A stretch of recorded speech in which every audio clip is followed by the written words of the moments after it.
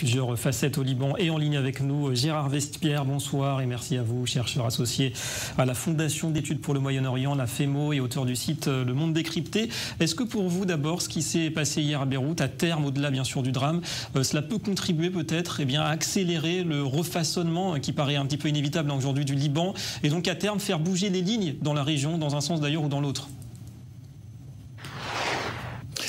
Je crois que c'est une idée très intéressante parce que avant ce drame, il y avait une crise. Maintenant, la crise est devenue un drame. Et quand on est au fond de la piscine, n'est-ce pas, on donne un coup de pied pour revenir à la surface. Et c'est peut-être un des messages que Emmanuel Macron va communiquer demain lors de sa visite en disant, eh bien, puisqu'il y a un tel état de sidération, les partis politiques sont aussi très certainement choqués et dans l'impossibilité de prendre des décisions importantes. Pourquoi ne pas en profiter pour apporter au Liban les réformes de fond dont il a besoin? Comment, en quelque sorte, transformer un énorme problème en une très belle opportunité, même avec un prix très élevé? Ouais, en solution. Alors on sait que la France, justement, vous le mentionnez, joue gros au Liban aujourd'hui. Emmanuel Macron sera donc demain sur place à Beyrouth. Il y a de vrais enjeux en termes de reconstruction, comme on le sait. D'un point de vue, d'après vous, géopolitique, est-ce que le poids de la France aujourd'hui du côté de Beyrouth, c'est quelque chose de positif pour l'Europe? C'est un levier qui lui permet peut-être de contrebalancer, entre autres, les influences russes, turques au Proche-Orient. Tout à fait. Et je pense que la réaction très rapide du président de la République française est tout à fait positive et va dans ce sens. Donc il s'agit d'apporter à nos amis libanais une impulsion dans la reconstruction du pays, mais aussi la reconstruction politique. Et peut-être, petit b, deuxième paragraphe, d'avoir une assistante plus importante.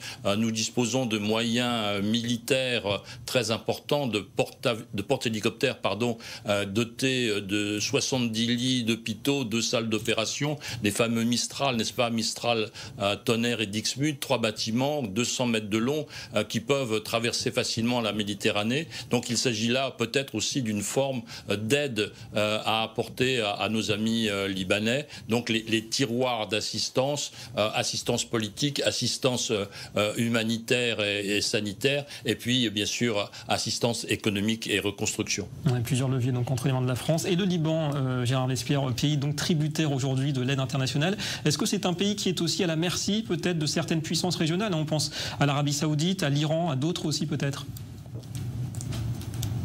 Mais bien sûr, l'Iran est très très présente depuis 1983 et la France en sait quelque chose puisque à partir de 1983, il y a eu déjà d'énormes explosions à Beyrouth, n'est-ce pas? Souvenons-nous, à 55 parachutistes français tués, plus de 200 Marines tués, chacun dans leur siège respectif, sur leurs bases respectives. Ils venaient d'arriver, les Français et les Américains venaient d'arriver au Liban pour essayer de remettre un petit peu d'ordre dans le pays. Et donc c'est la première manifestation violente et sanguinaire du Hezbollah, avec pratiquement 300 morts américains et français, 2 explosions avec des camions bourrés d'explosifs. Donc voyez-vous, l'Iran a depuis 40 ans maintenant bientôt une influence très importante au Liban. Et là, le Hezbollah peut être sur la défensive. Il est depuis quelque temps sur le plan économique parce que l'Iran possède des moyens financiers beaucoup moins importants depuis quelque temps et donc a réduit ses aides au Hezbollah. Donc le Hezbollah a réduit ses effectifs à la fois militaire et aussi civil.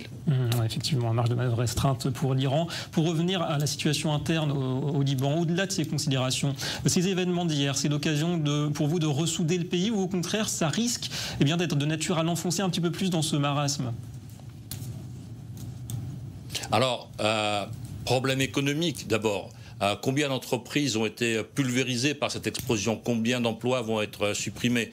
J'ai des amis qui ont une imprimerie à 2-3 km du lieu de l'explosion qui a été complètement soufflée. Donc voilà, premier élément économique, le pays va avoir un deuxième genou à terre. Mais dans l'autre volet, les partis politiques là sont dans l'impossibilité de faire valoir leur point de vue. Donc il s'agit pour le président Aoun et peut-être un nouveau leader qui pourrait surgir, de donner une impulsion politique nouvelle devant une classe politique qui elle-même peut être, disons, sur le bas de la route parce que la situation la dépasse. On a espoir de nouvelles impulsions au Liban. Merci beaucoup Gérard Vespierre d'avoir répondu à nos questions ce soir depuis nos studios à Paris. Et justement, on le répète sur le plan économique.